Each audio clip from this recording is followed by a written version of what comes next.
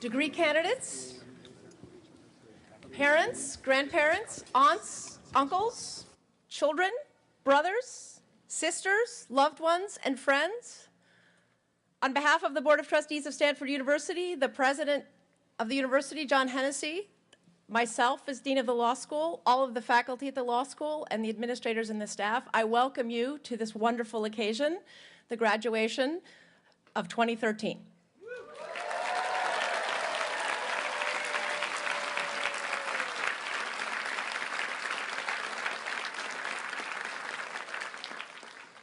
Don't you love graduations? I know I speak for the graduates, and I know I speak for the faculty and the staff and the administrators at Stanford in saying we thank all of you who are here, who have provided encouragement, support, advice to those distinguished graduates we are going to recognize today. So please, let us give you a round of applause for all of you've done for these students.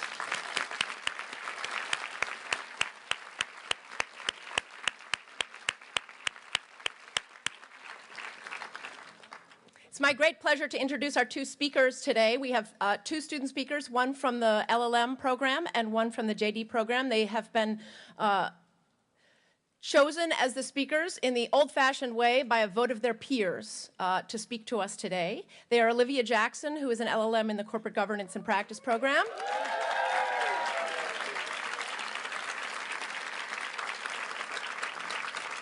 And Matt Ferraro, who is a graduating JD student.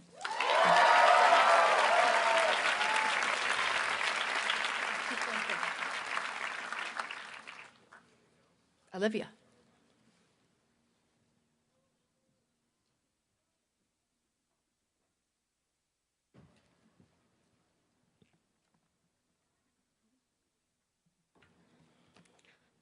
Graduating class of 2013, faculty and staff, family and friends, good morning. What a happy day. From Brazil to Belgium, Iceland to India, and China to Canada, the international class of 2013 is the largest in Stanford Law School's history. This is the first year that the law school has had a separate advanced degree class speaker, and we thank Dean Magill for this opportunity. The 65 advanced degree students graduating today hail from 29 countries.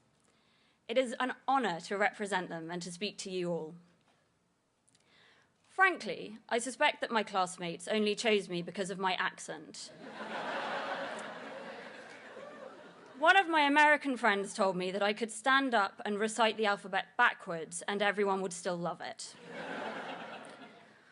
Rather than doing that, I've decided to take the more traditional route of sharing with you a little about our different backgrounds as international students and about the similarities and connections that we now share.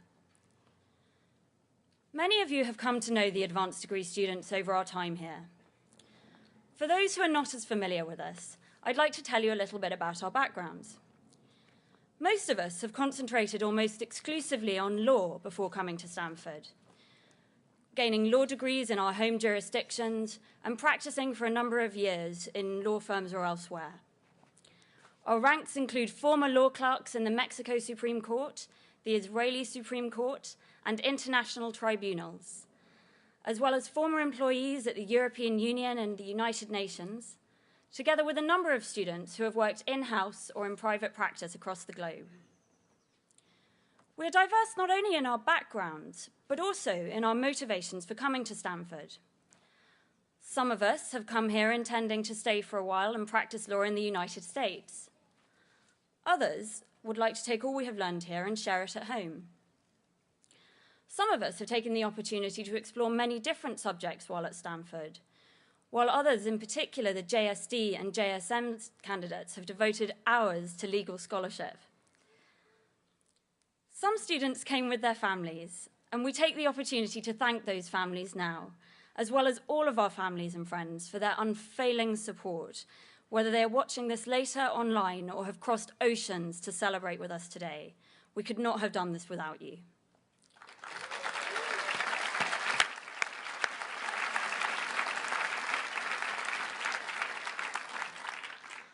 So as I've explained, we're all very different.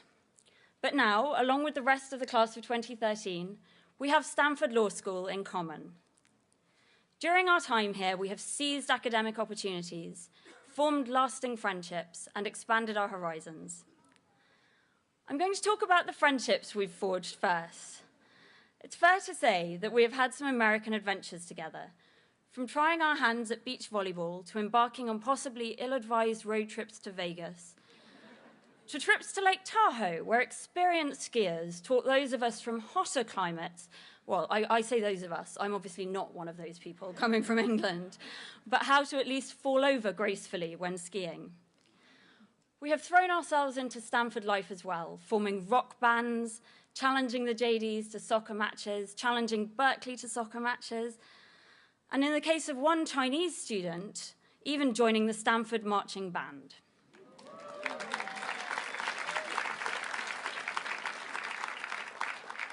Amidst all of this, a Korean lawyer dazzled us all by sitting for and passing the California bar in February.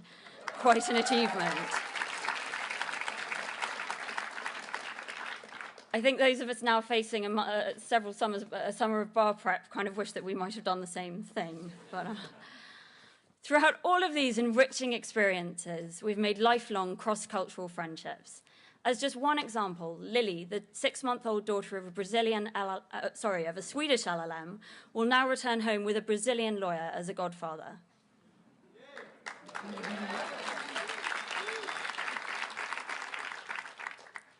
In academic terms, we knew that we were coming for a first-class education, to learn from amazing faculty and staff whom we thank for making us feel so welcome here. In particular, we thank our teaching fellows and the program assistants this year for all of their support. I've been told that it's a joke amongst the JD students that the international students start every class contribution with the words, "in my country."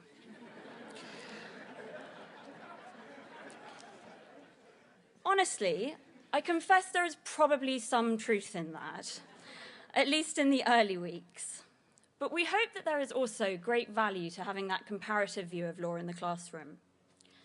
One of the problems of legal practice, especially some of us have found in the early years, is that it's all too easy to become focused on the four walls of your office or the document in front of you and forget to look up and around. As I've learned already in my own practice, it is important for lawyers to look up, look across borders, and learn from each other. And Stanford has reinforced the importance of this comparative outlook for us.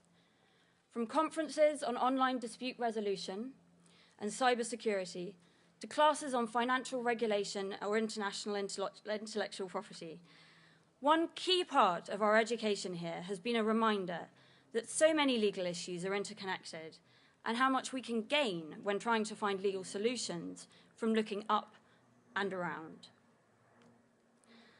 And so to the future and our expanded horizons. And I say that quite literally, given that in my case, I've come from a very grey city to this wonderful California setting. We have all served as ambassadors here for our own countries. We leave now as ambassadors for Stanford Law School. Ambassadors don't just provide insights into local cultures and explain to you the details of otherwise incomprehensible local law. They also make you feel at home.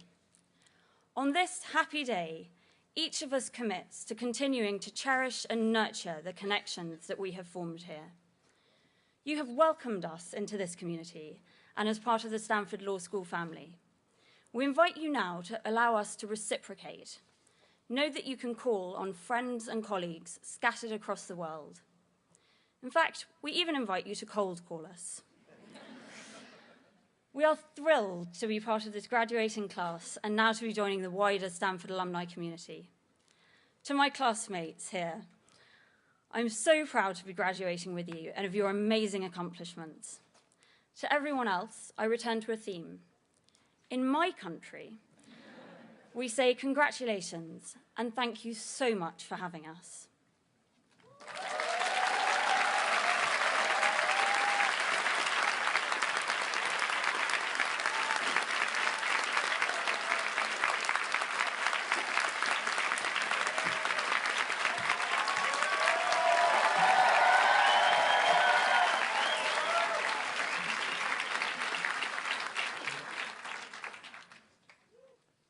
Greetings, greetings, and salutations to the faculty and staff, to friends and family who are here today with us, to the one and only irreplaceable class of 2013. Might I say, you make those TAMs look good. My friends, I have some news for you. We are all unique in interests and experiences, in backgrounds and aspirations, in where we come from and where we will go. But there is one thing that unites us all. We are all deeply and profoundly in debt. I mean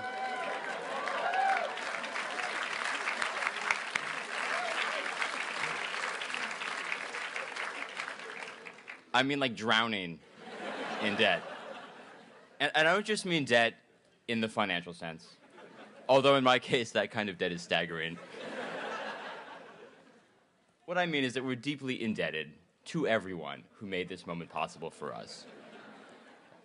Honestly, it's not a joke. To the families and the parents who loved us from the very beginning, to the significant others who sustained us, to the faculty who educated and inspired us, to the staff who never get enough credit, who do all the hard work day to day to run this school.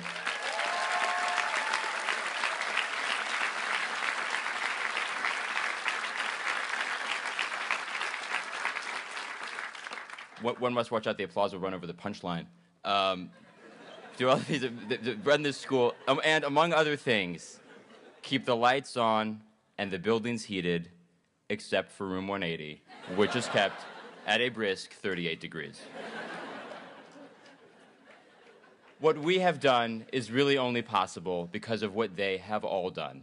So sometimes the cliche turns out to be true. This day belongs just as much to all of them as it does to us, and I say thank you.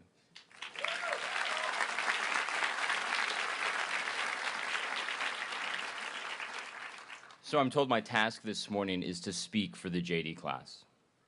As anyone knows who's ever read the emails that we send each other on the Law Talk email listserv, the members of the class of 2013 really have no trouble speaking for themselves. So I'm going to do something different. All I'm going to do is ask my classmates a question and offer a three-part answer. To those non-lawyers in the audience, and I'm sure there are a few, this is what we call road mapping an argument. So here's my question. What does it mean to have a shared history? What does it mean to have been part of the JD class of 2013? We all could have gone to different law schools. We all could have gone to law school at different times, and yet some design of providence or some design of fey deals. And I'm not always sure that there's a difference between the two. Brought us together at this time and at this place. So what? Well, first, part of having a shared history is having shared experiences. Just a moment ago, I made a joke about room 180. Why? Because we all know that room 180 is really cold. That's an experience we've shared. We've shared others too. Late night study sessions on the second floor of the law library, lounging on the green Munger turf, blue booking through endless galley nights, enjoying bar review at the Nut House or deviled eggs at the Dutch Goose, dancing at Illusions or Rudy's, listening to friend rap at the open mic. And yeah, parents, I'm not sure I know what that is either. Or my personal favorite, choosing what lunch talk to attend based on which student organization had the better food. No, seriously, I was never more interested in textualism than when I realized the Federalist Society was serving Thai food.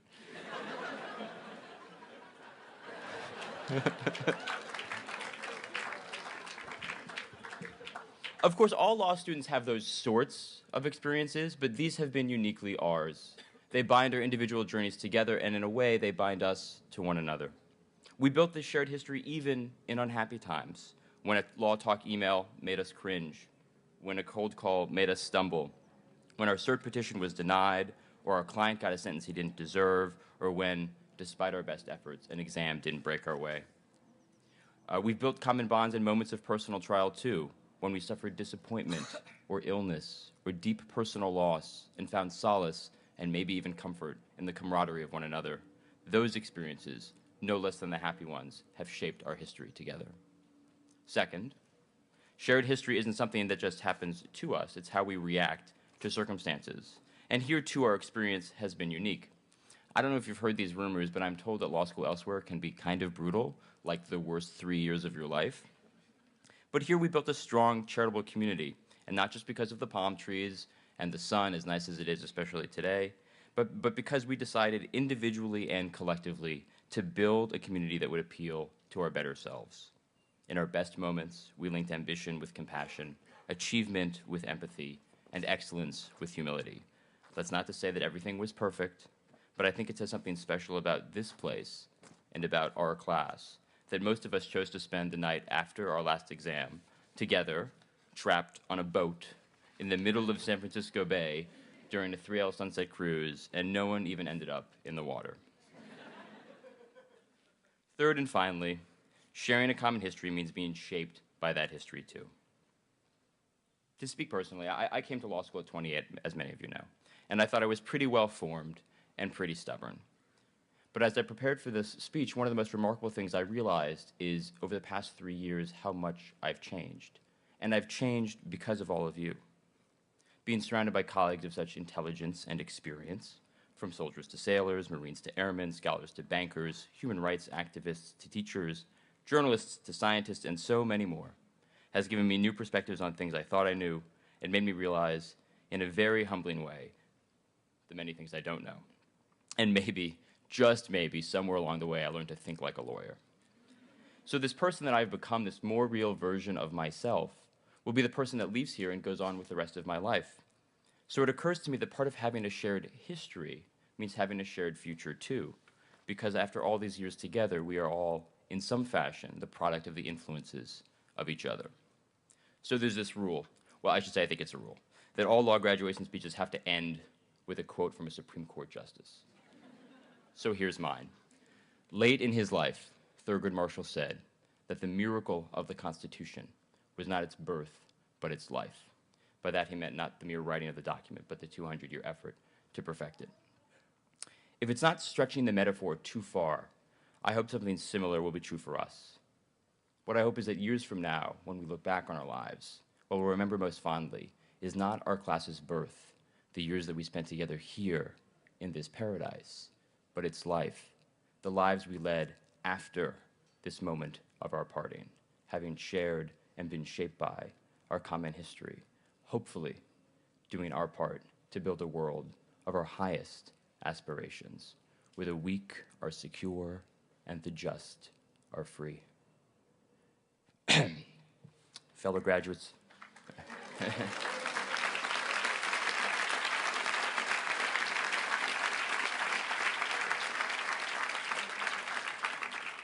now I'm going to bring it home. Fellow graduates of 2013, I don't know where you all will go from here, but I can't wait to watch and to cheer as you write the next chapters of our collective history. Godspeed, my friends, and congratulations.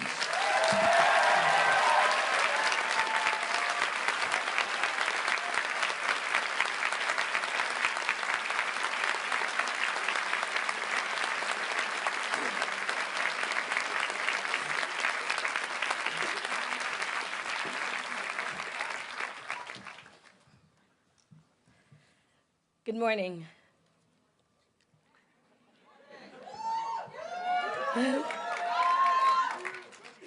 My name's Camille Fletcher, and I, alongside Alex Westerfield, are the two class presidents for this year's graduating class. I am here today to present the award, the Dean's Award for Excellence in Service to Stanford Law School, to James Allen Aiken Klonowski.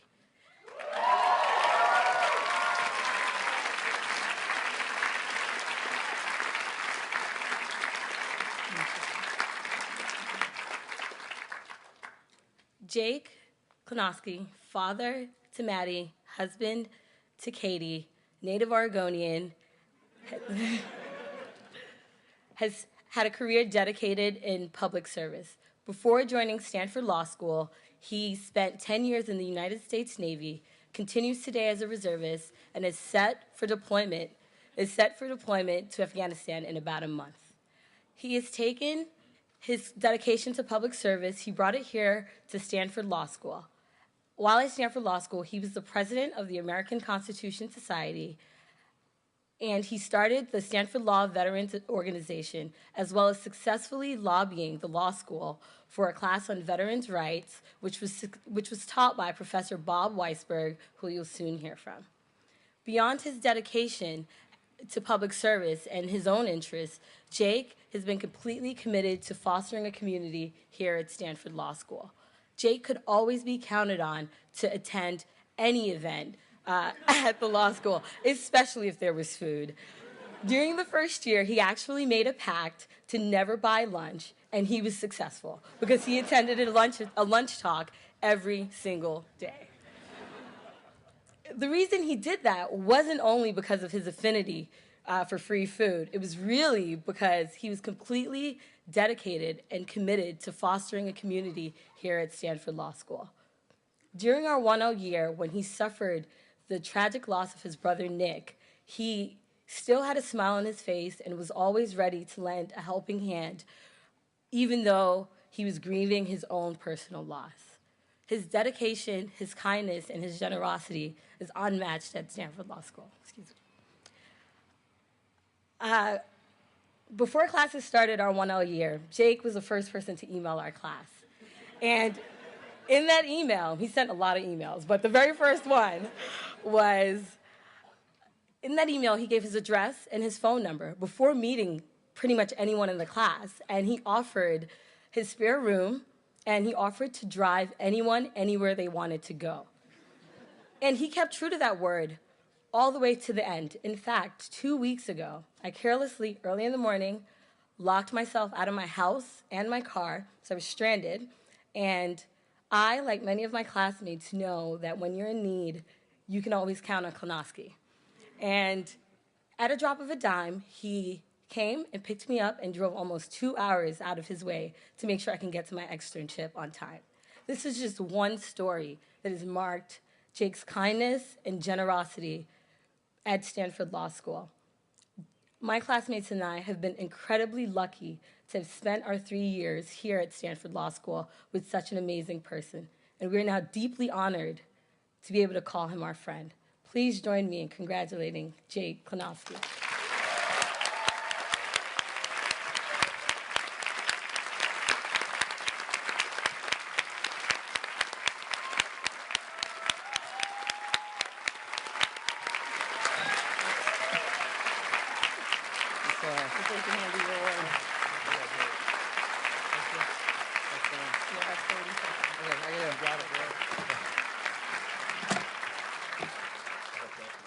So mine is a non-speaking role, and so I was allowed 3 sentences. So I wrote out the 3 sentences, and this part doesn't count.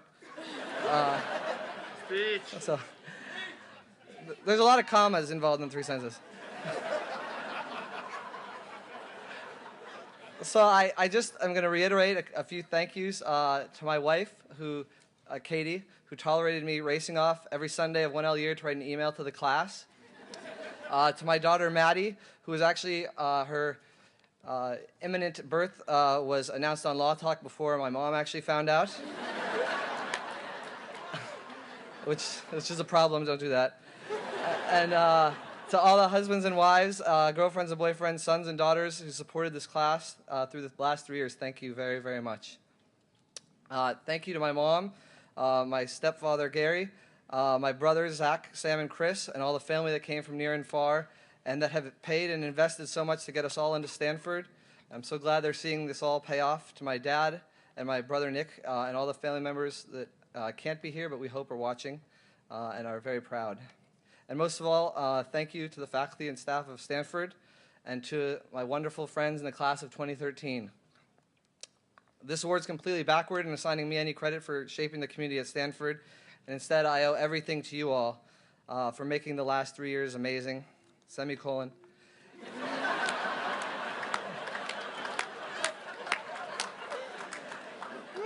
So if anyone here ever needs a ride or a place to stay, when you're in Oregon or if you come through Afghanistan next year, especially if we're in an Oregon-Stanford game, please just drop me an email. I'm always there. And thank you all again so much. Period.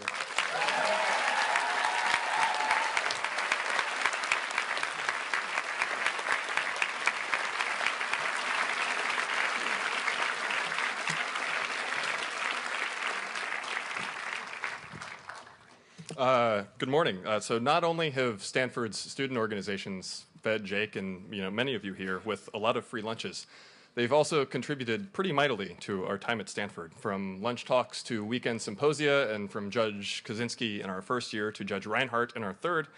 Student organization events have helped to challenge and shape our assumptions and beliefs about the law.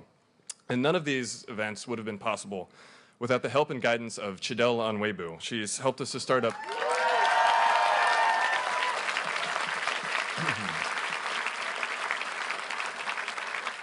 She's helped us to start new organizations, shepherded us through last-minute logistical nightmares, and helped us to get these fancy hats, all with ruthless efficiency and a reassuring smile. Working with Chidel taught many of us the true difference between a rule and a standard. And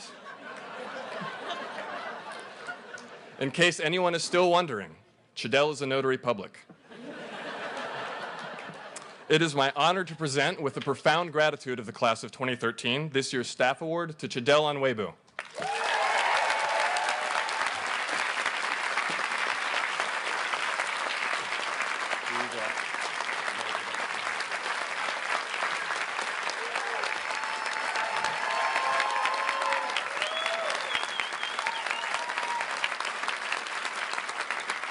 Class of 2013, thank you so much. This is a huge honor, and I appreciate it. Thank you, and congratulations.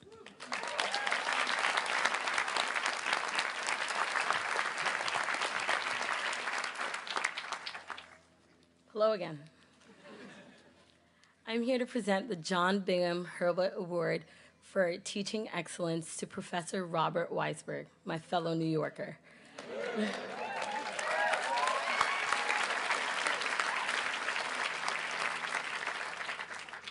Professor Weisberg is as dedicated a professor as you can find, and he's a delight to watch in class. One student described watching him teach as a similar experience as to watching fireworks. His thoughts are amazing, and they're constantly bursting and surprising you as you go through the class. Professor Weisberg teaches criminal law, criminal procedure, and white-collar crime. And even though his subject matter, the subject area that he teaches is quite complicated, and many areas of the law is dense. Sorry, the bell. Is dense. He has a knack for explaining the difficult issues in a way where his students become fully engrossed in the subject matter to the point where they start to really understand the law. The mark of a great teacher is one that could not only teach one who does not only teach the basics, but one who piques the students' intellectual curiosity in such a way that they're enabled and feel comfortable and ready and prepared to challenge the law as it stands today. Professor Weisberg does this for every single class.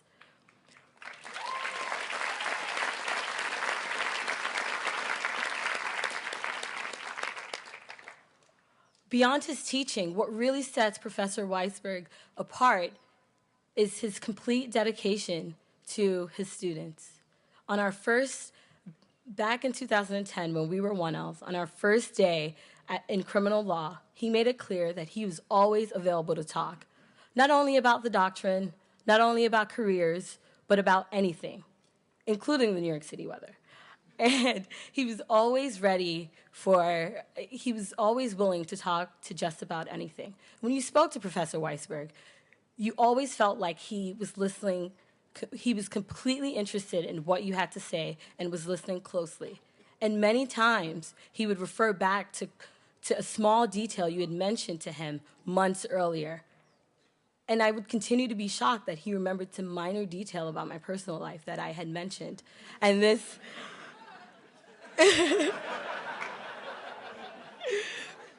But this is an experience that's been had by many of my classmates. Beyond that,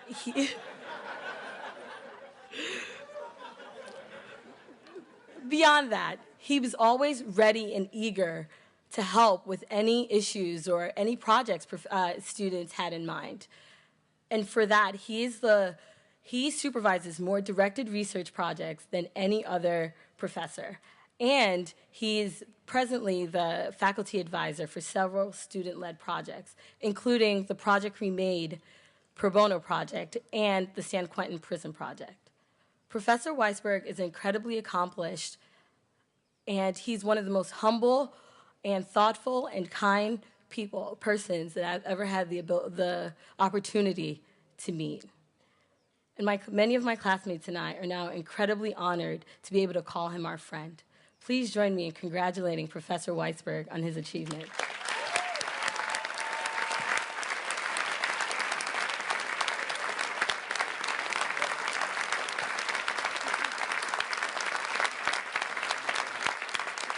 I hope I did you proud. I tried. Thank you. Thank you very much. Thank you very much.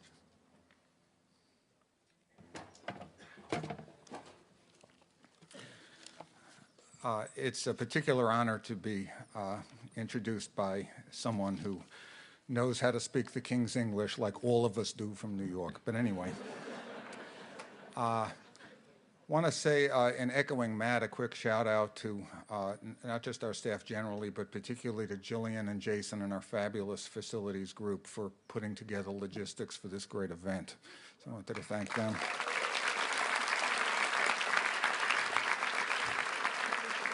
I'm also pleased to see here up on the stage our great former dean, Larry Kramer. As you know, Larry,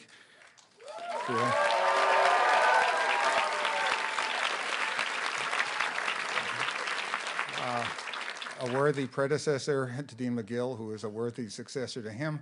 I want to say, as you know, Larry left last year to run the Hewlett Foundation.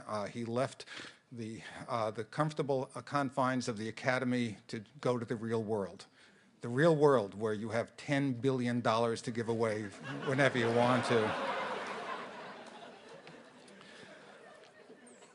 It's flattering to be rewarded for teaching such fabulous students, but here, and I'm betraying my colleagues by blowing any negotiating leverage with the dean, the opportunity really has been its own reward. And I've had the opportunity for a long time. People keep reminding me that I've been here a very long time at the law school I attended and the only one I've ever taught at. Now, this is somewhat exaggerated. It doesn't really seem that long. It seems like just yesterday that I was teaching in room 190 and a student was surfing on her Marconi radio and shouted that finally the Cardozo nomination had come through. There was another day I was talking to some students in the law lounge when the law school telegraph machines were buzzing with blog posts about the chances of the Sherman Act passing, but I've got things a little mixed up. Okay. Now, no literary form, of course, is so vulnerable to cliches as the commencement speech. And since, as a teacher once told me, we should avoid cliches like the plague, let's turn a bit of a critical eye on them. Now, there is, of course, the obligatory reminder that commencement means not an end, but a beginning. Here we have what logicians call, I believe, the semantic fallacy. What kind of beginning is it that's so drenched in tearful farewells?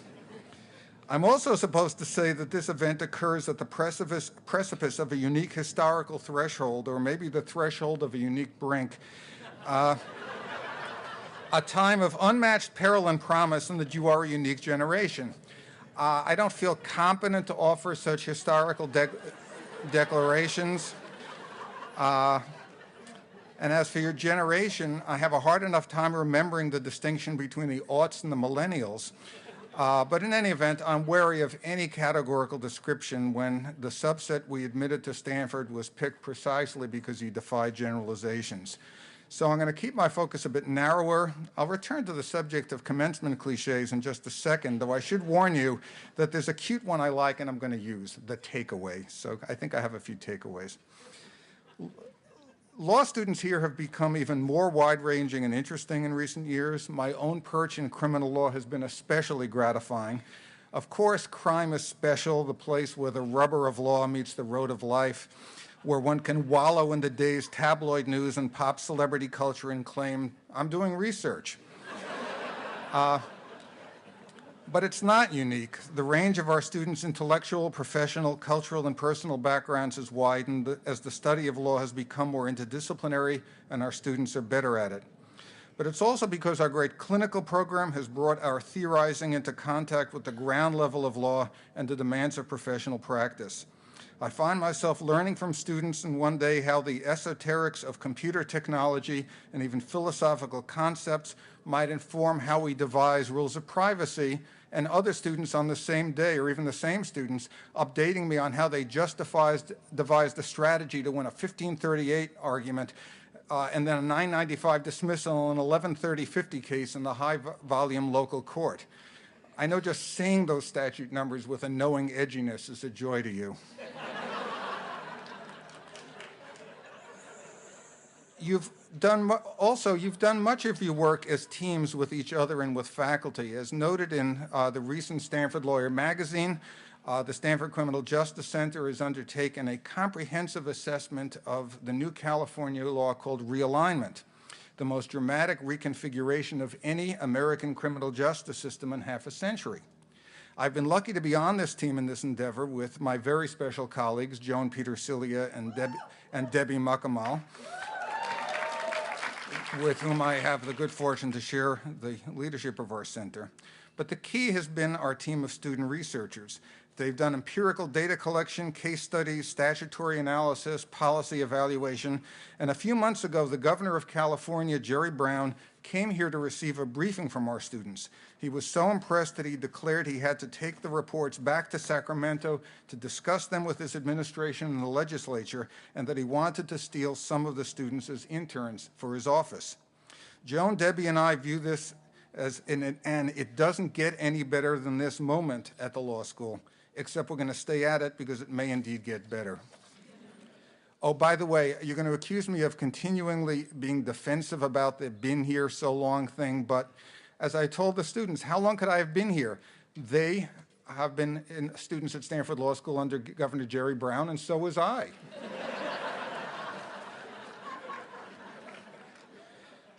But just who are you, you graduates? Some years ago, I suggested to some 3Ls that they ought to look back at their law school application statements to remind themselves in times of doubt or uncertainty of what they anticipated they would bring to law school and what law school would offer them.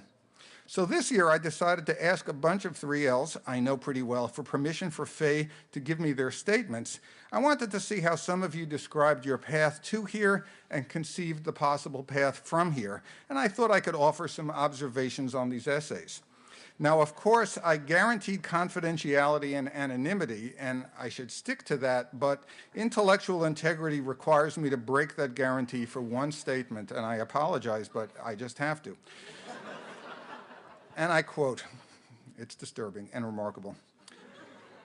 I view Stanford as the ideal place for the solitary pure intellect to confront the abstract eternal principles of law. Law cannot be learned amid the dross of the populace. Stanford could be my monastery of learning where I can lead a life of asceticism, contemplating the cold, impersonal, timeless logic of justice, unencumbered by vulgarities of society. Signed, Jake Klonowski.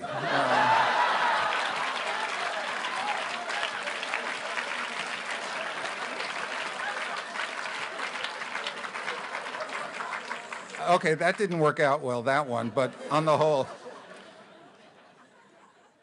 In reading these essays, you see that our applicants don't need to reassure us of the easy stuff, that they can become competent practicing lawyers. The essays tend to reflect wider interests that might lead people to law. Most of them have a kind of charming random quality, a kind of soft epiphany where a challenge, a job task, an encounter with an unfamiliar culture has told you things about yourself or given you a sense of where you want to go. We rarely see, nor would we want to see, essays that describe a linear, premeditated path to law school, the kind where the applicant says, at the age of 5, I was already winning dinner table arguments. I just knocked out my rivals in high school debate, and I'm confident of outgunning everyone in the law school classroom and then destroying them in the courtroom. No, the best essays are short story-like snapshots, moments of change and revelation where some experience or a task that might seem irrelevant to law piques interest in how law might be connected. You wrote of medical challenges, potholes in the road that prevented you from the artistic career you planned, but which led you to redirect to a legal career that might offer parallel satisfaction, or health challenges that once overcome were a step toward the confidence you needed to take on some previously inconceivable educational goal. You wrote of how an immersion in the esoteric mechanics of finance led you to appreciate how societies and economic meltdown can find a way to recover. You wrote of a political encounter over a moral dispute at college where you came to appreciate the much maligned art of lobbying as the way good things get done. You wrote that time spent in politics first tempted you towards cynicism until you realized that law is not the cure for politics, nor is politics the corruption of law, but rather that law is what helps make bad politics better politics. You told us of coming to appreciate that growing up in a place actually identified as the poorest town in the United States could offer riches of a different, subtler sort. You wrote of idealism in urban school teaching, but intriguingly observed that idealism is often the easy part when you're young, that the trick is to learn and respect the mundane pragmatics. You wrote of a return to an ancestral home in Africa, or on a government assignment in Afghanistan, where you realized, as one of you put it, that the challenge is to rescue choice from circumstance. You argued that international trade is a step towards speeding democratic values, and you told of learning how a deep Christian commitment matched with fluency in languages could lead to diverse opportunities for public service. So here's a takeaway. If your paths to law school were so indirect, even circuitous, why should your paths from law school be fixed and linear? Remain open to change, be prepared to be buffeted by a bit, be in the moment when job or personal change happens, but also step back and watch it happen. Sometimes we look back and things that had looked accidental appear to have had some destiny about them, but the reverse is perhaps more telling. Sometimes we look back to the nature and consequences of choices and appreciate how happily accidental the occasion or the consequence of those choices have been. On that score, back to cliches for a moment. The commencement speech often admonishes you that when it comes to a difficult decision about how you conduct yourself in your profession or whether to redirect your profession, always be true to yourself. The bad opposite alternative is to acquiesce in the expectations of the marketplace or worry about the opinions of others, so you end up trying to be something you're not. Now, I don't mean to denigrate authenticity, but I think we need to think this through just a bit. In Hamlet, when Polonius gives the advice about being to thine own self, being true to thine own self, sorry, Bill. If indeed he wrote that. It's not so clear that Polonius was offering a high moral lesson. The speech is more about social strategy. Where does the supposedly fixed, authentic self come from, if not to some extent from interactions with others and imaginings about what you might become?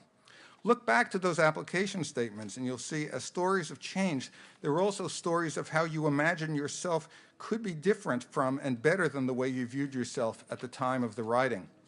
Okay. Self-invention is very American and is not inauthenticity. The notion of the self-made man, always stereotyped as a man, has a long but rather degraded history in the U.S. Someone who didn't inherit money but became rich is always self-made. But there's a nobler version of self-invention. To venture outside law for a moment, one of the people I admire most and find most fascinating is Oprah Winfrey. How did a woman who grew up in poverty and suffered horrible abuse end up in a few decades to be adjudged the most influential woman in the world? If you look to her story, at some key point, she created a concept of herself as someone who could spin raw speaking and conversation skills into being a worldwide advisor to humanity. She couldn't become what she is until she imagined it. Oprah invented Oprah, and she's no less authentic for the achievement. Closer to home. A few months ago, some of our students met Michael Santos. Michael is one of our leading commentators on sentencing and correctional policy in the United States. He's written great scholarly articles on criminal justice, and it will play a major role in criminal law reform in the coming years. But Michael invented this self by an act of arduous muscular imagination when, at the age of 23, he was sitting in a federal prison for drug crimes he has never denied. He imagined the self that he could be at the end of a certain 25 years of federal incarceration, which he did serve. And it was only because he had that new self in mind that he could persevere through the self-education and character rebuilding that made him what he is. Sure, you find inherent talent and raw luck in these people's stories, and some old-fashioned ambition, but they became who they are by imagining being different people from the ones who were doing the imagining. Which comes to the next takeaway. Maybe the self you imagine will take on a radically different profession, but there are plenty of part-time openings for the self-invented as well. A new way of doing your work, a new specialty, maybe an amateur form of work in the old honorific sense of the term. A transactional lawyer might help run a nonprofit and maybe even take on litigation for an indigent client. A public litigator might start a business. In this regard, here's a quick old graduation memory. Most of you know the work of the great constitutional thinker John Hart Ely. You may not remember that he was the dean of this law school in the 1980s.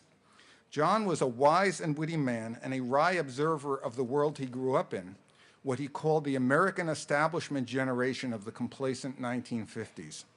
He spoke at this very event when I was a young faculty member.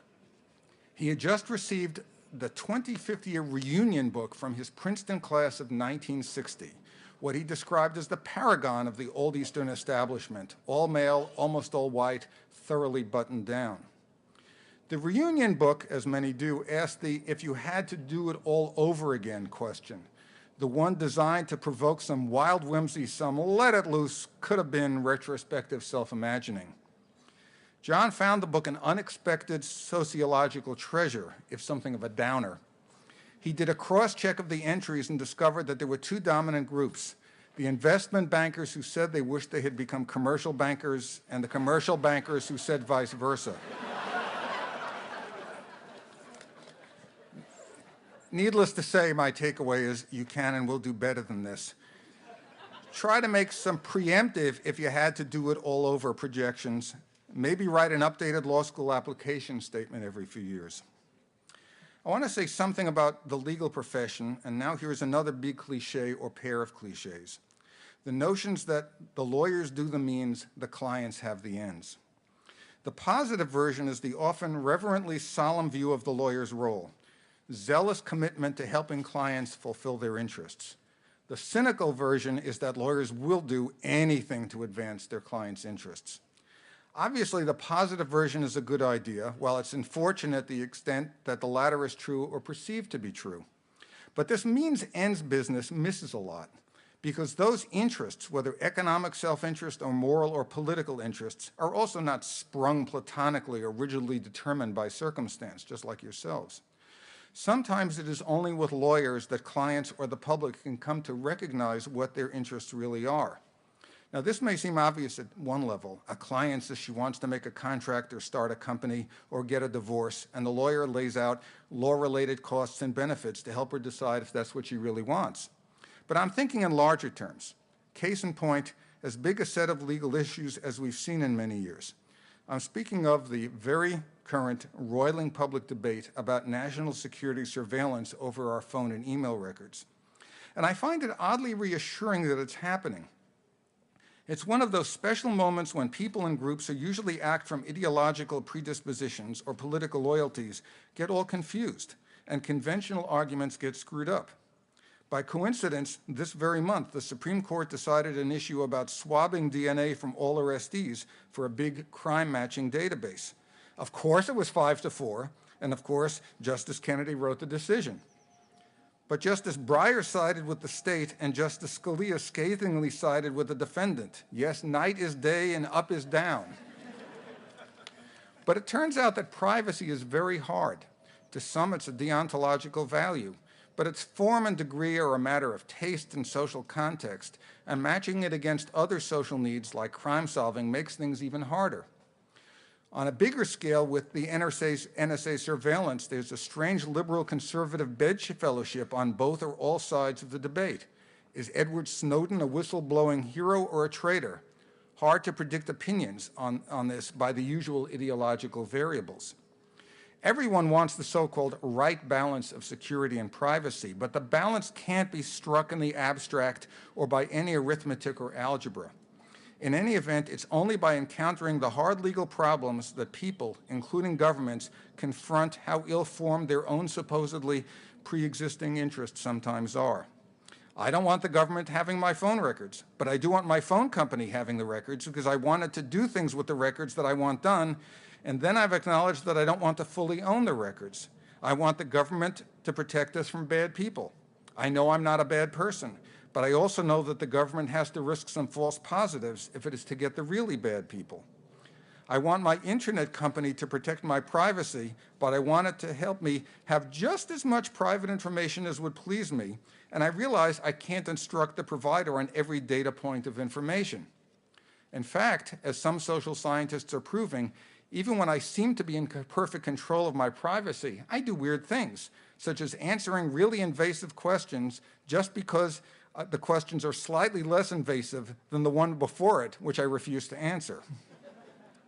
Now, lawyers will be all over these questions because whether it's to assist the courts or inform democratic voting, we need them to lay out and help us test the alternative schemes we must choose from.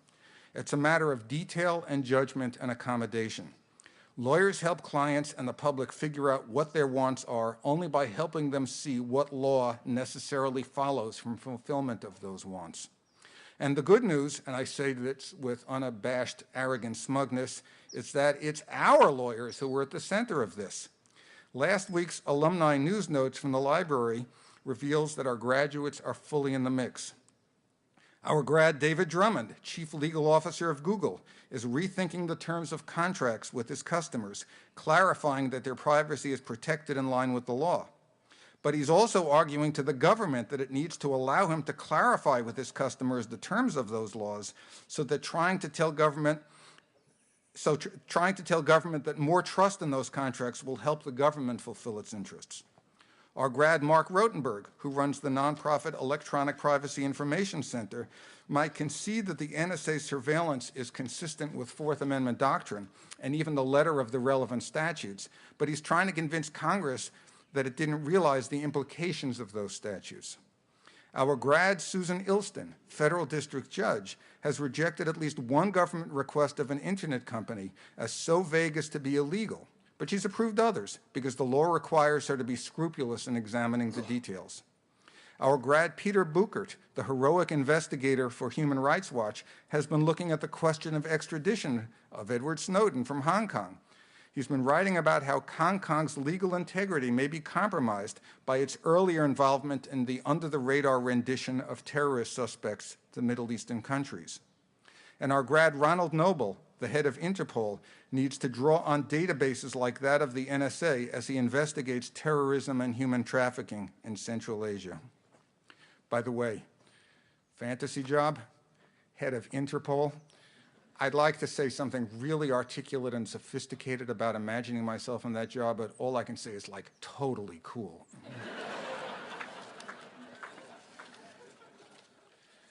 So, I hope I've made the case that law is in no way prosaic, but to close this effort, I'll make an abrupt shift from prose to poetry.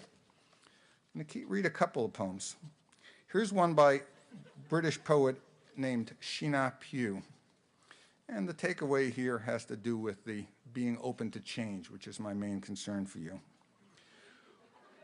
What if this road that has held no surprises these many years decided not to go home after all? What if it could turn left or right with no more ado than a kite tail? What if its tarry skin were like a long, supple bolt of cloth that is shaken and rolled out and takes a new shape from the contours beneath? And if it chose to lay itself down in a new way around a blind corner, Across hills you must climb without knowing what's on the other side. Who would not hanker to be going at all risks? Who wants to know a story's end or where a road will go? The other poem is by a great American poet recently deceased, Robert Creeley. And he wrote it in 1973 for his child's lower school graduation, but maybe it works here. And the takeaway is stay connected here. The honor of being human will stay constant. The earth, water, wet sun, shine. The world will be as ever round, and all yourselves will know it. Will know it, on it, and around and around. No one knows what will happen. That is the happiness of the circle finding you. So the real takeaway is stay connected with us. We'll leave a light on for you. We hope to see you soon. We'll see you a little later, and we know we'll remember you always. Thanks.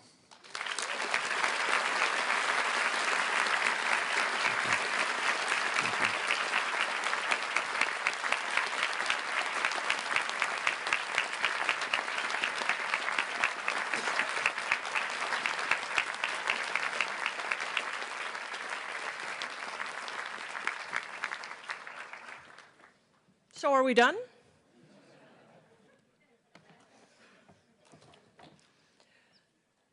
I would like to present the candidate for the degree of Doctor of the Science of Law.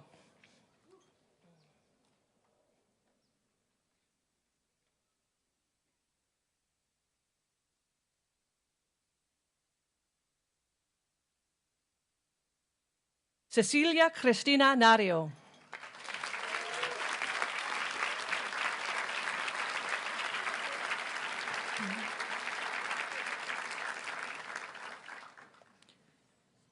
Will the candidates for the degree of Master of the Science of Law please come forward?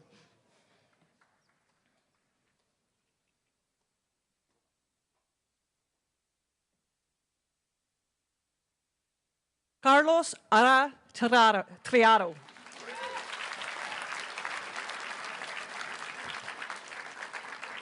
Gilat Julie Bakar.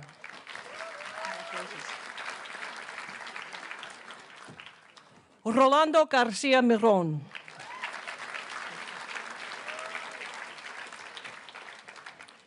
Gilberto Alejandro Guerrero Roca.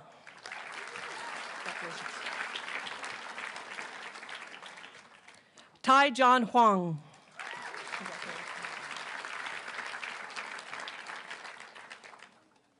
Varsha Ramaswamy Iyengar.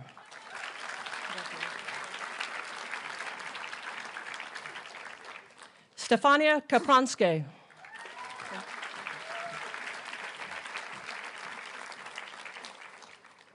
Kazuhito Kibana.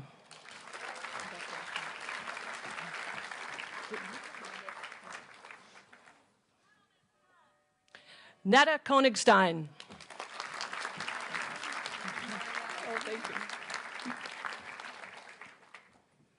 Anna Sophie Rakowski.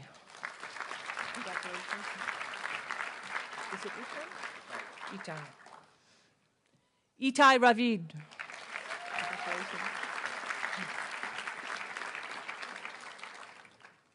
Lara Rossetti Jimenez de Parga.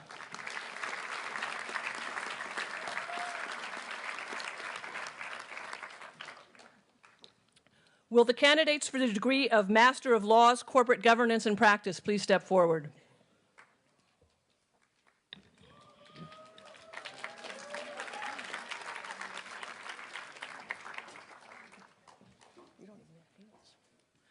Gustavo Ackerman.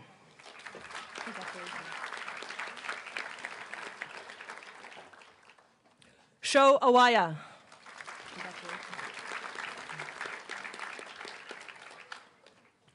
Junda Dai.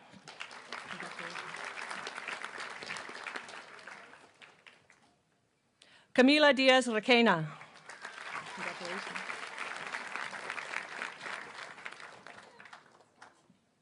Jacopo Donati.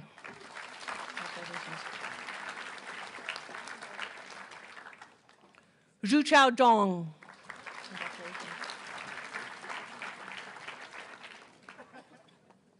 Risa Fukuda.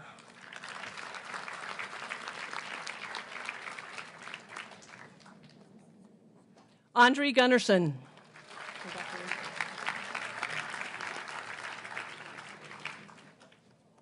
Lin Cheng Huang.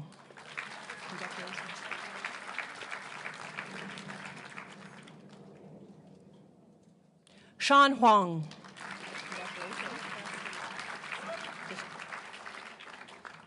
Olivia Jackson.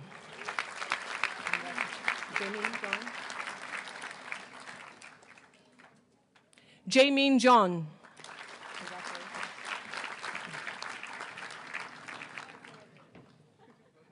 Auntie Kuha.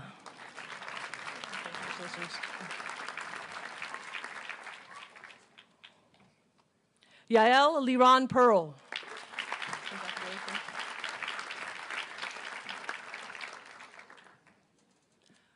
Maxime Monard.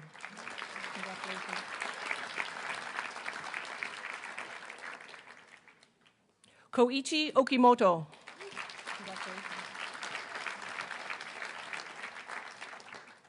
Guillermo Perez Potenza.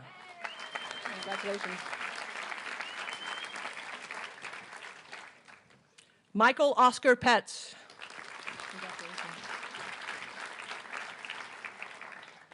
Silja Reski.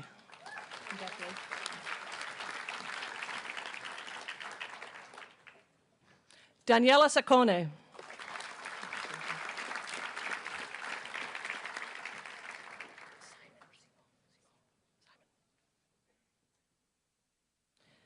Simon Nicholas Sharon.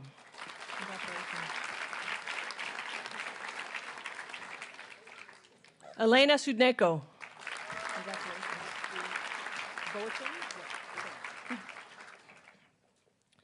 Felipe Tavares Boacham.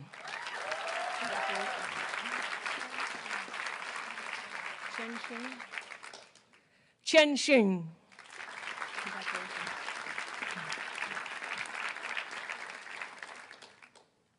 Johann Victor Hermann Seidler.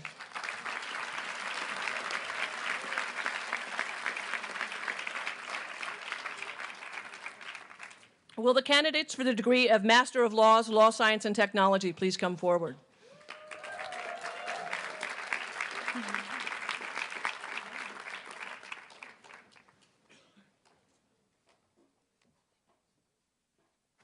Francesca Marion Brown.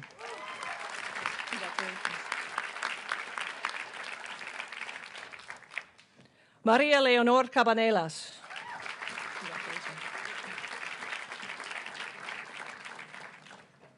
Su Yi Chung.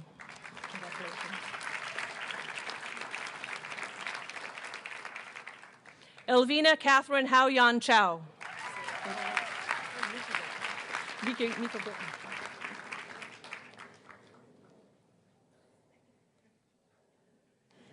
Miki Goto.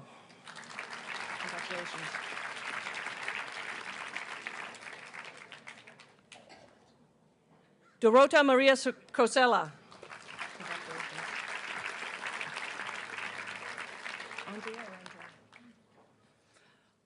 Andrea LaPlane.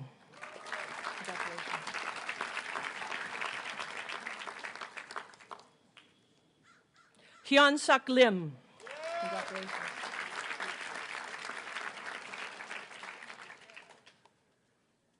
David Su Wai Ma.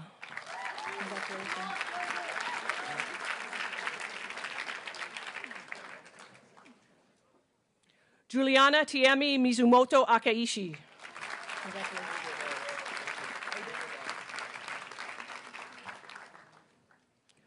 Odette Oz.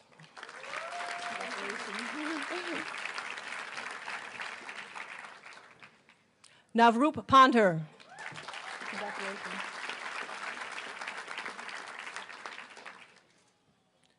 Marku Tapani Rasananan.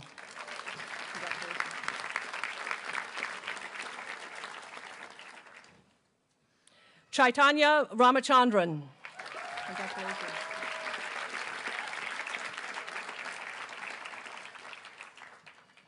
Luis Fernando Rodriguez Garcia.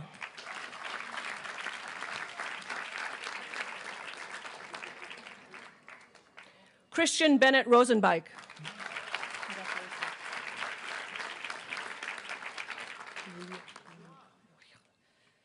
Lindy Riard Labe.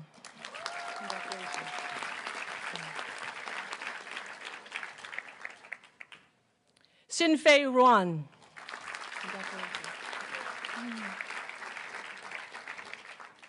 Ayako Suga.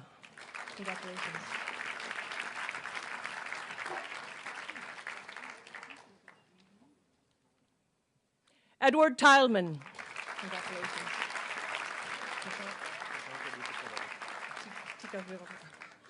Prashant Reddy Tikavarapu.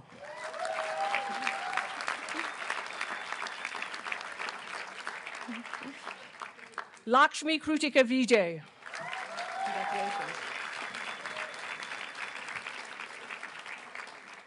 Kapil Wadwa.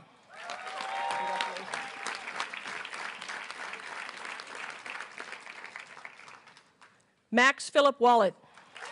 Congratulations.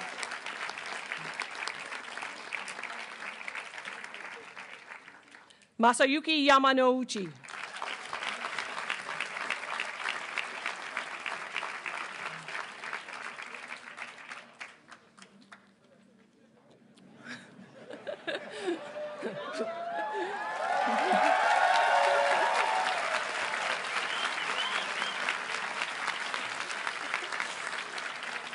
Will the candidates for the degree of Doctor of Jurisprudence please come forward?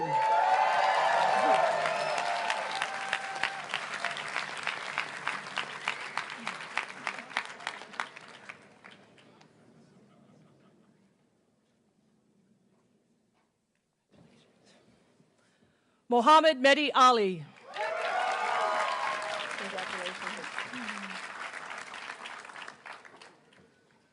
Lorenzo Luis Arroyo.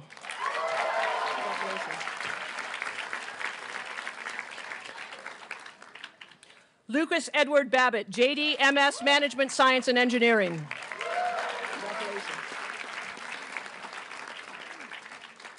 Kristen Marie Bachman.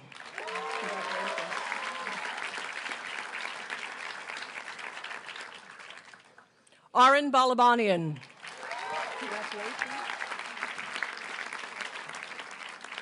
Latoya Baldwin Clark.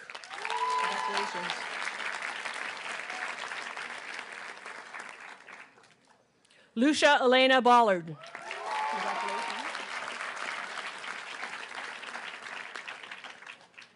Lindsay Catherine Trippy Barnhart.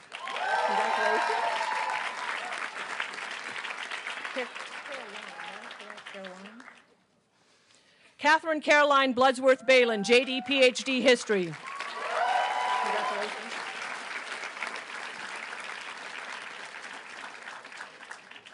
David Owen Bechtold.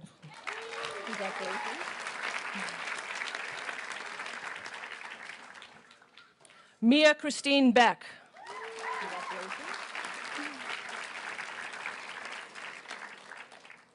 Kristen Robin Bell. Congratulations.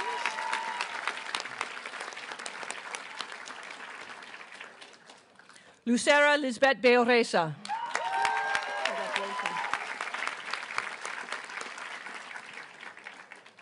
Jesse Donovan Burbach.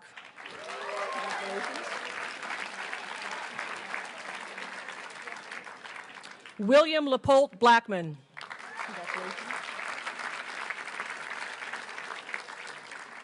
Scott Aubrey Blumenkrantz.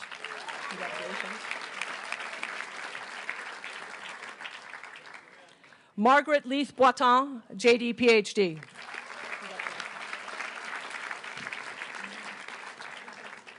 Adam Michael Breyer.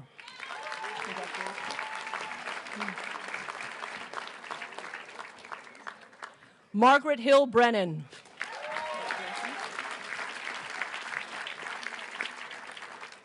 Philip Aaron Brest.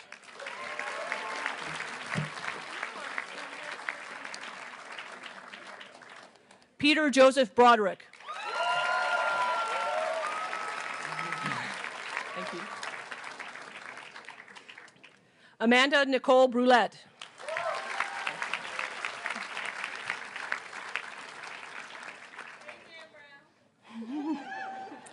Daniel Carey Brown. Gonna make Camille do it, right? Catherine Wright Bryant. Congratulations.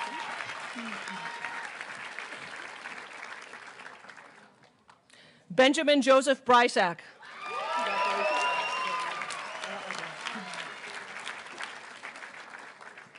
Arnoldo Cantu III.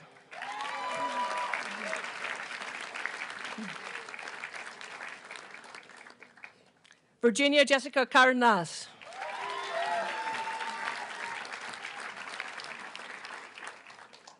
Daniel Reynolds Castman.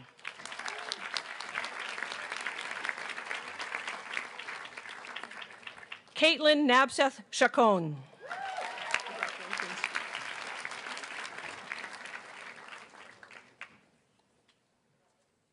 Helen Elizabeth Chacon.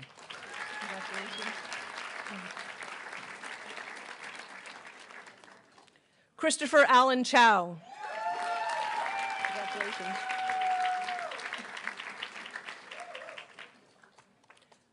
Brendan Joseph Cohen. Congratulations. Michael Connolly. Congratulations.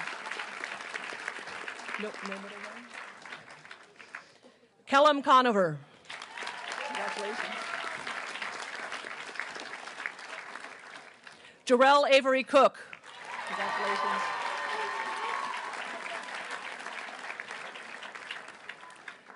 Matthew Paul Cox. Congratulations. Nicholas Elwood Cruz. Congratulations. Sarah Melissa Cunningham. Congratulations.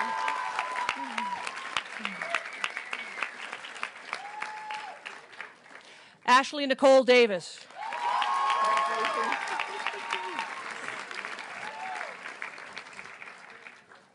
David William DiCarlo, JD MBA. Congratulations.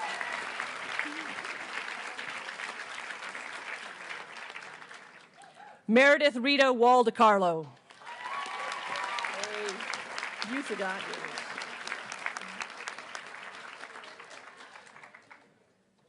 Kyle Anthony DeThomas.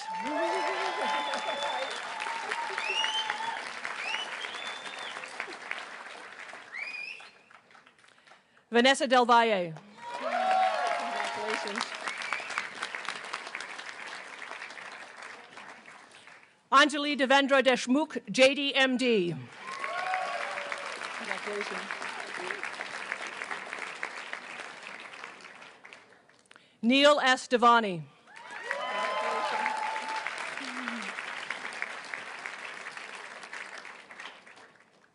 Marisa Diaz.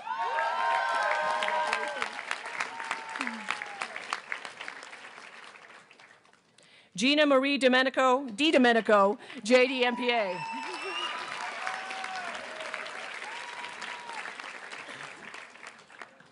Elizabeth Ka Doe. Congratulations. Gabriel Victor Dobbs, JD MBA.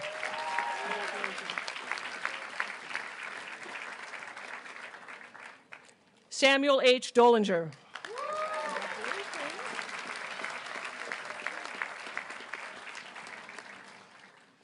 Elizabeth Islin Dooley.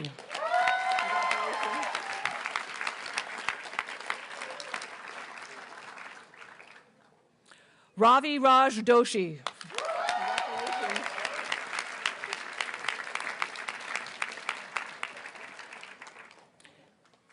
Kevin Robert Douglas.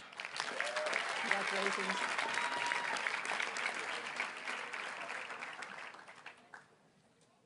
Denise Lambert Drake. Congratulations.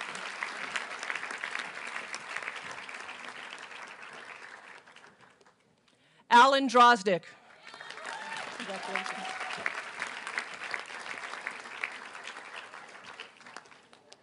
Martin Max Ellison. Congratulations. Monica Inez Estrada. Congratulations.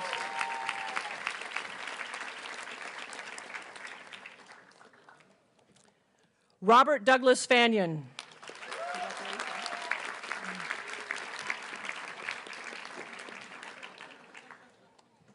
Jane Elizabeth Tavelli Farrington, JDMPA. Congratulations.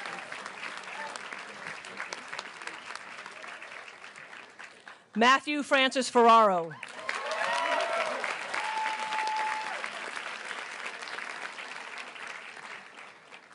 Robert Bernard Fishbeck.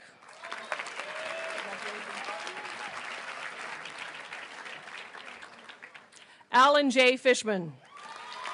Congratulations. Camille Latoya Fletcher.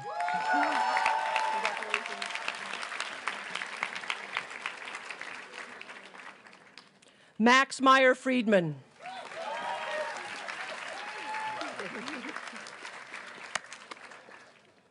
Thomas Joel Fike.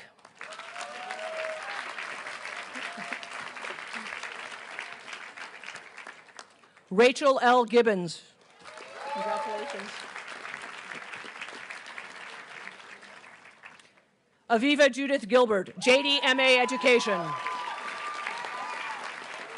Good job. Good job. Julia Melanie Glick. Congratulations.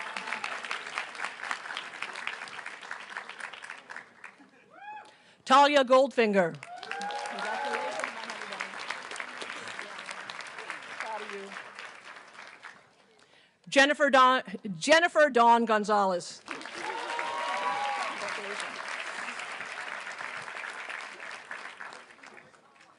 Benjamin Robert Good. Congratulations. Christina Green.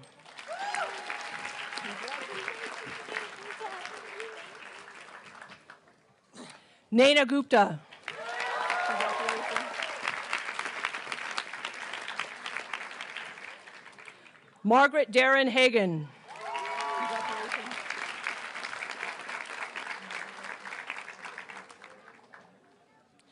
Eric James Hamilton. Congratulations.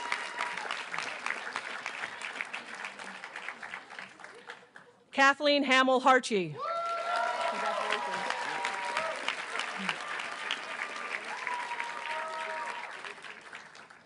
William Ernest Haveman. Congratulations.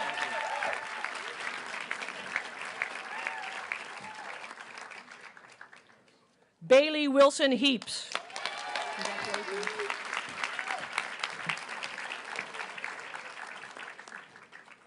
Adam Jared Hepworth. Congratulations. Brian Neal Hoffman. Congratulations. Christopher David Hu. Congratulations.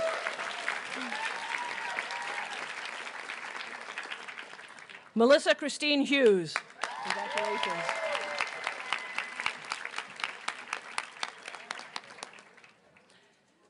Gabrielle Gershon Jacobs. Johanses, right? Is that right? Cameron Johansus.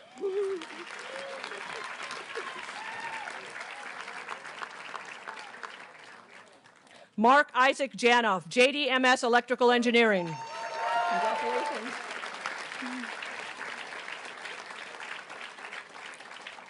Janice Alyssa Jenkins.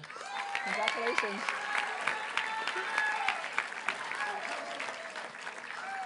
Rakeem E. Johnson. Congratulations.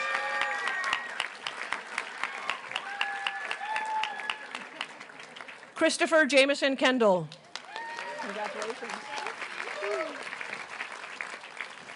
Kimberly Shin Kim. Congratulations.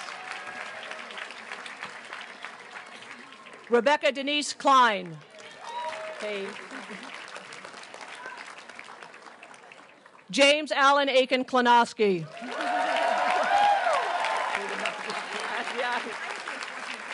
That's right. Give me a chance for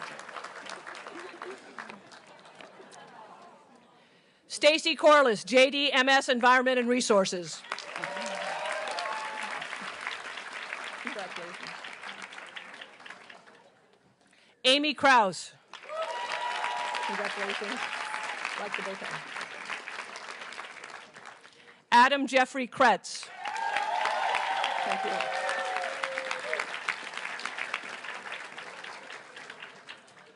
Oliver Augustus Alexander Kroll. Congratulations. Frederica. Julia Frederica Kropp. Congratulations. Nicholas Tyler Landsman Rose. Congratulations. Adrian Thomas Lasan, JD, MS, Environment and Resources. Congratulations. Michael Levin Gesundheit.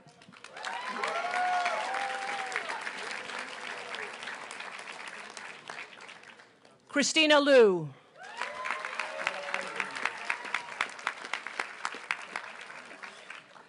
Jonathan Samuel Fried Margolick, JD, MPA. Congratulations.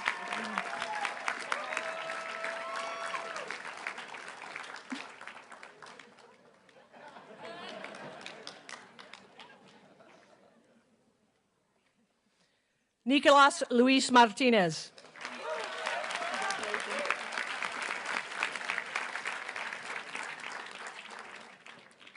Laura Elizabeth Matthey.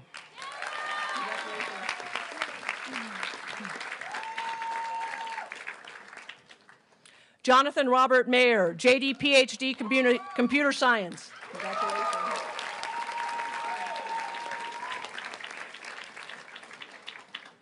Angela Dawn McCrae.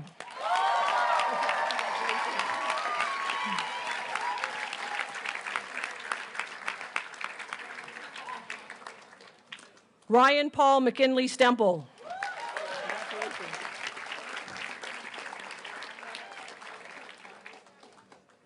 Nathan Lane Mickle.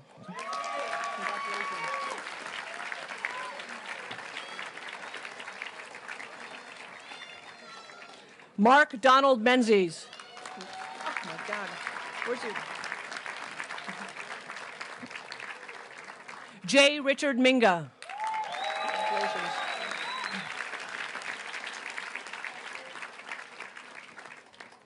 Anthony Giro Montague. Congratulations. Paul Jonathan Montemayor.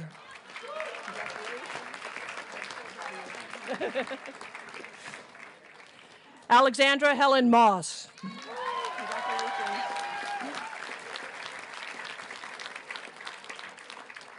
Lauren Andrea Navarro. Congratulations.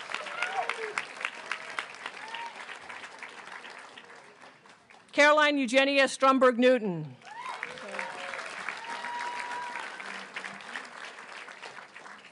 Douglas Moore Norton. Congratulations.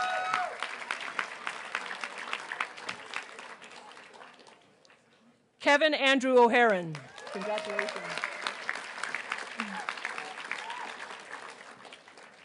Olumide Anafawara.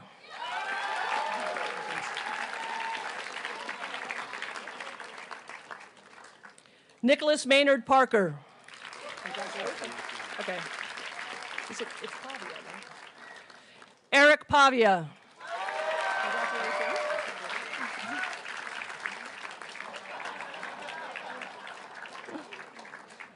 Dimitri Phillips. Congratulations. Elisa Claire Philo. Congratulations.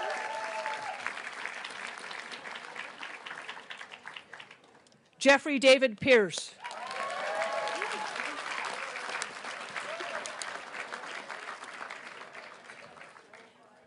Catherine Alexandra Plichta, JD, MBA.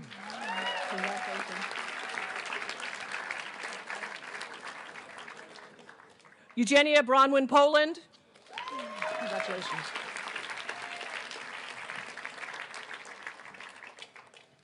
Manuel Cristavo Pozzolo. Congratulations. Ingrid Louise Price. Congratulations.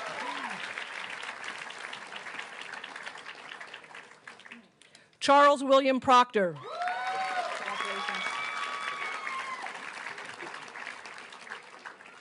David Joseph Ranzenhofer.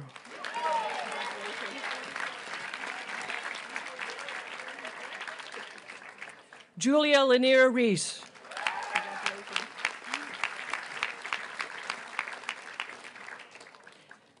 Alexandra Elizabeth Ressler, JD MBA.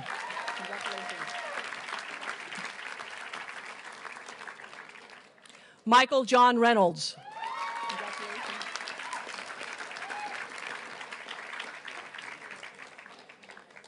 Andrea Richardson.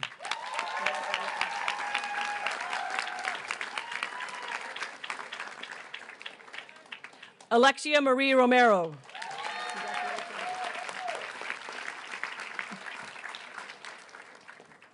Kelly Rosencrans, JDMS Environment and Resources.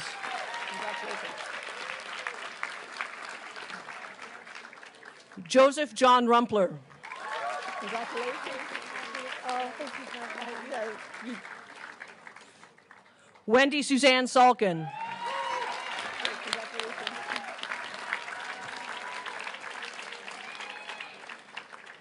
Matthew Walter Samuels. Congratulations.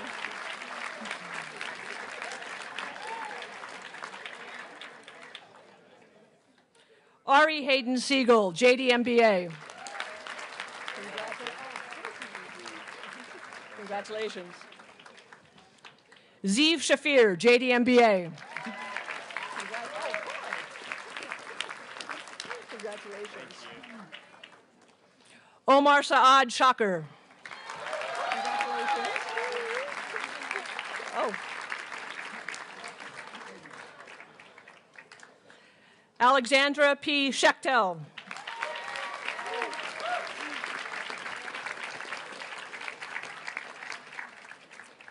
Stephanie Wenting Shi.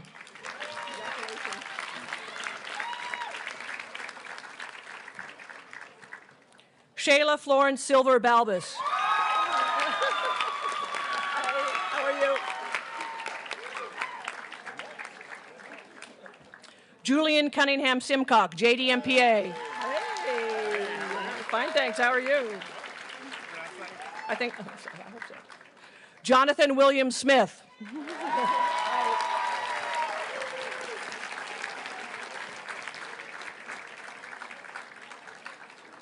Kai Andrew Smith.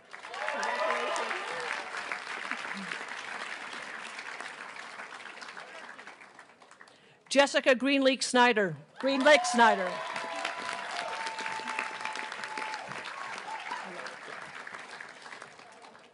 Emily Barbara Speak.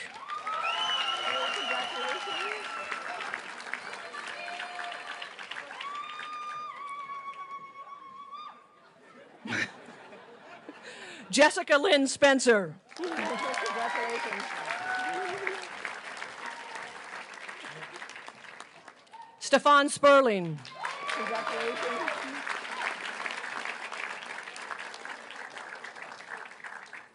Michael Elliott Stewart. Congratulations.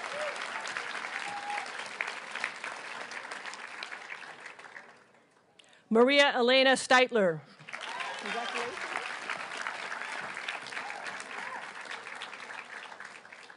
Rachel Sophie Storch. Congratulations.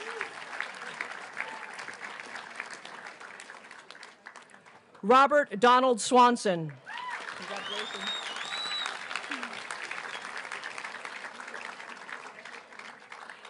Aaron Max Teitelbaum.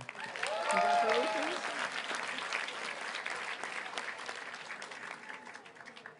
Stephanie Jane Thorpe. Congratulations. You just wanted Peter or you wanted the whole thing? Sarin Peter Tasirasuk.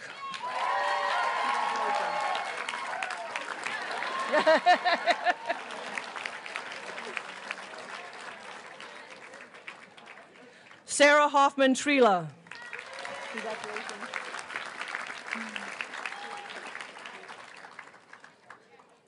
Denise Wei Hua Sai.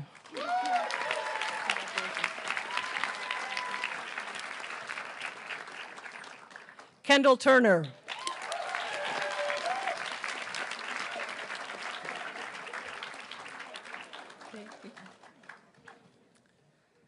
Lala Uner.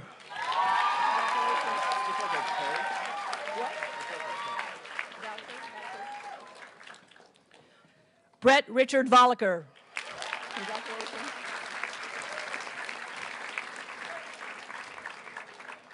Ann Johnson Veldhuis. Congratulations.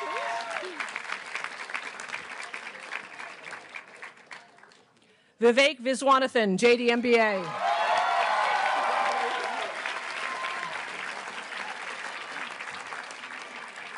Jordan Dennis Wappler.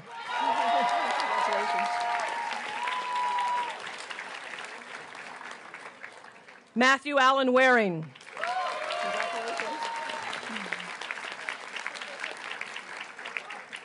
Alex Scoop Wasserstein, JD MBA. Congratulations. David James Weiskopf, JD MS Environment and Resources. Congratulations. I think I got it. Alexander Douglas Westerfield. Congratulations. Kristen Diane Wickler. Congratulations.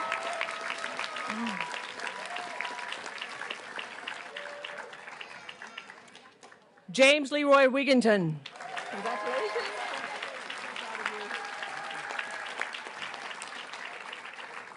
Meredith Louise Williams. Congratulations. Charles Elliott Wilson, JDMA Education. Congratulations.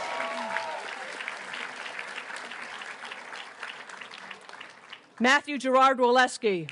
Congratulations.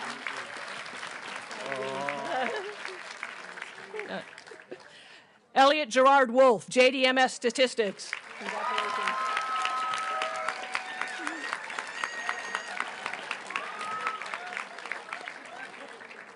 Randy Z. Wu. Congratulations.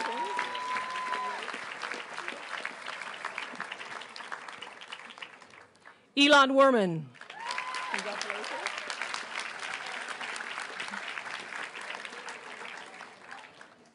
Asa Moore Wynn Grant.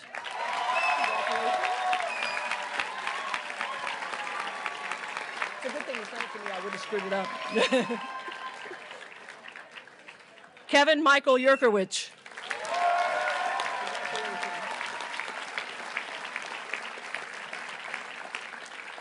Craig Armand Lavoie.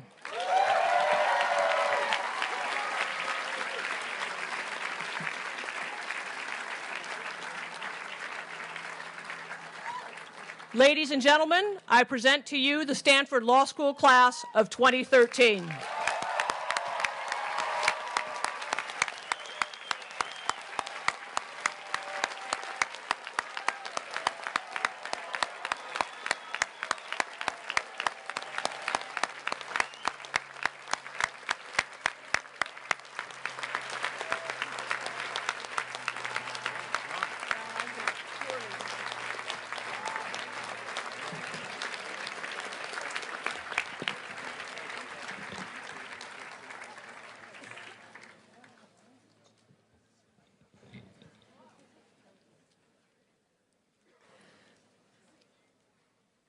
I know I stand between you and the recessional, and more importantly, the reception, where you're going to gather one last time with your classmates, with your friends, your family, your loved ones, and you're going to savor this moment, as you should, of accomplishment and revel in the fellowship you have with each other.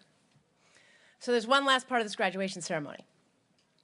I'm supposed to charge you as a class before you become alums of Stanford Law School. I'm going to refrain from commenting on the irony of a law school dean delivering a final charge to law school graduates. In order to figure out what a charge was supposed to be, I tried to find the origin of the whole idea, and as far as I can tell, or as far as I could say, as for what Google could tell me, there isn't one. But we're at Stanford, we could care less about the origins. We give it our own meaning. So my meaning is this. I think a charge should remind you of the great possibilities ahead for you, your capacity to take them on and thrive, but also to ask you to reflect a little critically on those possibilities. So here's what I ask of you. Remember two things. One is about the many opportunities and possibilities that your talent and training in law have created for you. And the other is a slight caution about the limits of that training. I think the possibilities of legal training are extraordinary, and it's a graduation, so I think I should start on a pretty lofty plane. Go big or go home, I think. So at the very loftiest level, law is a substitute for the use of force as a way of resolving disputes. A society that uses law or respects law uses it as a check on the force of the state and the power of individuals. If you're part of a military coup, taking over a government, the first thing you want to do is dissolve the courts or other constraints on the actions of government. And if you live in a society without a functioning legal system, the physically powerful, the brutal, the fiendishly clever dominate others. So in a pretty fundamental sense, the existence of and the respect for law is foundational for a civilized society. It's a necessary condition, you might say. And at bottom, that's a commitment to rules and reason over force. You've probably been told 1,000 times that law is a noble and learned profession, and I think that this is the core reason why people say that. Rules and reason are superior as a way of resolving disputes than might and force. That's the nobility part. Training in law is training in those rules and reason. That's the learned part. Obviously, having people trained in the law like you is only one of many factors that lead a society to observe and respect law, but it's actually a pretty important one. So I said I'd start high, but I actually think the essential noble heart of law was fairly easy to forget when you learned about supplemental jurisdiction, Rule 23, the tax treatment of carried interest, my favorite, Section 706 of the APA, and any part of the UCC. It's going to be a lot easier to forget when you're keeping track of billable hours, dealing with a crazy deadline imposed by a client, confronting a witness who's lying, or any of the numerous daily challenges of being a lawyer. I think it's worth reminding yourself of the lofty point, because the great possibilities that come with legal training are all connected in one way or another to it. And it also makes the difficulties of practicing law so worth bearing. So there are too many possibilities and opportunities to really count, but I thought I'd take a stab at just identifying a few of them. Many of you are going to start your careers in a form of conventional legal practice, a law firm, the government, nonprofits. I actually think you should remember that that is part of something quite grand. You are connected to that lofty theme I just identified. We respect reason and rule over force, and you're part of that. I think it's a little more than that, though, for you as a lawyer and a human being. As a lawyer, you're going to owe a fundamental obligation to someone who is not you. You will be duty-bound to represent your client, the interests of another. By itself, I think that's an honorable choice. It's one that allows you not only to fulfill your duties, but I think it makes you a better person. A great struggle in life is to view things from others' perspectives, to see beyond your own view, your selfish interest. Owing a professional duty to another forces you to step outside yourself, to resist the natural, but quite unattractive and dangerous human tendency towards self-involvement and selfishness. I think the nature of that duty, though, opens up more possibilities. That duty to your client doesn't require, in fact, it doesn't allow blind adherence to the client's wishes. Your duty is to advise and represent the client constrained by your best understanding of the law and your deep understanding of their particular situation. In effect, the law itself is a constraint built into the duty. Again, an everyday part of being a lawyer is connected to that lofty idea. We have a system based on rules rather than personal whimsy of the powerful. Part of the bargain is abiding by or coping with or changing the rules you don't like. One more thing to say about the opportunities that your training in law gives you. You came to Stanford wildly talented, and we like to think we've trained you to understand the law. One part of that training, a very important part, is appreciating ambiguity in the law. Appreciating that nuance gives you two opportunities. It creates space for all kinds of lawyering, good, bad, and what you're going to do, great. It's in this space that your smarts, your knowledge, your skill is going to allow you to be creative. It's going to allow you to be ingenious. It's going to allow you maybe even to be brilliant. Your appreciation of the ambiguity, I think, also teaches you something else. It's given you appreciation of, and I hope respect for, the range of reasonable views that people hold on the correct answer to a question, the best course of action, and even the nature of the good life. You've been trained, that is, to have some critical distance, including from the position you yourself have settled on. That should breed respect. It should breed civility. It should make you a better decision maker. I think maybe most important, it might make you a wiser person. So what I'm trying to suggest is that whatever you do with your law degree, your training is giving you opportunities. It allows you to shine as a professional. It allows you to grow as a human being. But more than that, your training and ability as a lawyer, even if you're not practicing, makes you part of something pretty grand. You understand, you are equipped to pursue rule-based resolution of disputes as opposed to the alternative ways that involve force, brutality, or trickery. That makes you part of a system that's a necessary condition to the existence of a civil society. This might feel remote when you're putting together the deal documents or writing the brief, but I don't think it should. I think it's worth remembering. One way to remember this kind of grand connection between what you've been trained to do and societal flourishing is to remember that lawyer jokes flourish in a society like ours, where commitment to resolving disputes through rules is fairly robust. If you lived in a society where the other forms of power dictated the resolution of disputes, that joke about 10,000 lawyers at the bottom of the sea being a good start might not be so funny. Many members of the graduating class here are going to remember the story that Sri Srinivasan told at the graduating class dinner. He told about his client, who was an immigrant, standing on the steps of the Supreme Court after what now Judge Srinivasan viewed to be a difficult argument. The client expressing great confidence that he was going to win because, as he said, that's how it works in America. Another way to remember this lofty and grand ideal of what a lawyer does is to think about what many of you and your classmates have done in law school and will do in their careers. Many of you are going to spend parts or all of your careers working to make sure that society's commitment to rule and reason is robust, even in the circumstances where it's most threatened, where the victims are least able to represent themselves, where exigencies of the moment overwhelm our longer-term commitments to our better selves, where a reviled or powerless minority is subject to the wrath of the majority. And some of you are going to use your law degree for changes in the law you believe are required by the demands of justice. I truly believe that every one of you is going to do important work in your careers. Those of you who have decided to use your talent and your training to very directly advance rule by law where it is most threatened is going to remind us all in a really salient way of that noble heart of the law.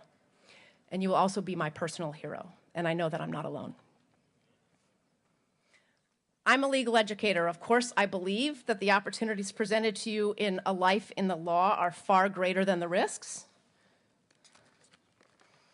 But I also ask that throughout your career, you take time to critically reflect on the risks of a life in the law. There are a lot of things to watch for. The critical distance that is an important part of being a good lawyer or thinking like a lawyer can make you too risk averse. If you're too risk averse, you won't take a leap, and you know that you need to take a leap sometimes. The pressure to follow the wishes of your client, even when they go in the wrong direction, might force you to breach an obligation or mar your reputation. But the one I want to linger just for a moment on is that deep immersion in the law can honestly make you blind to other ways of thinking and other ways of being. I think this is the most professionally and personally dangerous, partly because it's quite subtle. This point was really crystallized for me in a reading group I had with students some years ago. In the group, we were discussing the book Remains of the Day by Isha Girl. I think the book is one of the most beautifully written books in the English language, and it's beautiful in a way that fine lawyers appreciate. It's elegant, it's spare, it's precise. There's not a wasted word. One of the students in the group was expressing great frustration with this book, and in explaining her frustration, she sort of ruffled through the pages impatiently and said, I just kept thinking while reading this book, what is the claim of this book? I thought, oh dear, how law school has ruined you. She'd learned so well to think like a lawyer that there was nothing left of the rest of her. She couldn't appreciate the beauty of the language. She couldn't wonder in awe at the power of the author to evoke the characters, the place, and the time. If you know the book, you know that the great irony of the story is the book actually has quite powerful claim. The claim is about the very real tragedy of allowing a professional identity to fully swallow the entire self, an enormous cost of losing human connection. So if I may, could you watch out for that? Don't allow the way you have learned to think and analyze, as much as it has become a part of you, to squash everything else inside of you. Do not have critical distance when someone's asked you to spend the rest of their life with you. Jump for joy when something wonderful happens. Cry when something awful happens. Wonder at beauty and art and music. And in your professional life, sometimes go with your gut. Don't ignore your heart when it tells you the rules, the system, or the rules or the system is stupid or unfair. Sometimes say yes when the spreadsheet says no. I can't tell you when you should abandon that kind of thinking, except to say that sometimes your common sense, your sense of justice, or your instinct should trump. It's up to you to figure out when that is. Another way of saying it, I suppose, is you need to maintain some critical distance, personally and professionally, from your skill at being a lawyer. So just one last plea, and then we will recept together. You have truly amazed me and inspired me every day I've been here. You've done it with your energy, your decency towards others, your commitment to your community, your desire to do good, your spirit, your flat-out, amazing, over-the-top talent. I wanted to know what you all thought of yourselves. So I spent some time in the last week asking some of the graduating students how they would characterize their time here. I know there was selection bias in the answers, but even so, they reminded me of why I've come to love and admire Stanford Law School in such a short time. So there were two words that every person I asked used about their experience at Stanford. They were inspiring and community. That's a pretty great accomplishment that that's how so many of you feel about your time here. Here are some of the other words that were used: innovative, open, intelligent, spirited, charitable, energetic, committed, fun, and naturally beautiful. I loved all these words and they resonated with me. As much as I loved the words that were used, I was also struck by the ones that were not. There's no word here about pedigree. There's no word here about status. That's also pretty great. So here's what I think. I think the rest of the world could use a little Stanford Law School. When you head out, could you make a point of bringing a little of what we have here to your new place? Don't worry, you're not going to take it away from us. If we work hard enough, it's an inexhaustible good. Create a community that really feels like a community. Be part of a place that inspires its members. And strive for all of the other wonderful things we have here, wherever it is that you go. If you carry some of us elsewhere, you're going to make the world a better place. So this is truly the end of the graduation ceremony for the law school. Please join us in a reception on the other side of the building. Bravo and congratulations to the class of 2013.